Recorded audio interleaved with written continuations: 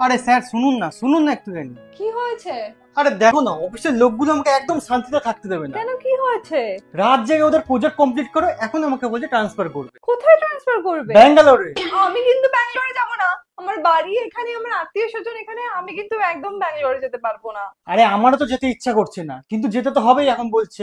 আমি যেতে পারবো না, আমি আগে থেকে বলে দিলাম। আমি একটা আইডিয়া বার করি। কি আইডিয়া? আমি কোম্পানির লোককে বলেছি আমি আগে 7 দিন গিয়ে দেখবো, আমার যদি ভালো লাগে থাকবো, না হলে আমি কোম্পানি ছেড়ে চলে আসবো। হ্যাঁ, কেমন আইডিয়াটা? এটা ভালো আইডিয়া, এটা ঠিক বলেছো। ভালো না? হ্যাঁ, তুমি তাহলে 7 দিনের জন্য গিয়ে দেখো, আমি তোমার সব জামা প্যান্ট গুলো প্যাক করে দিই। হ্যাঁ, বলো। তুমি গুছিয়ে দাও, বুঝলে তো? ঠিক আছে। হ্যাঁ। হ্যাঁ বলো। হ্যাঁ, রাজীব বলছিল তোমরা বলে সবাই মিলে 7 দিনের জন্য গোয়া যাচ্ছ।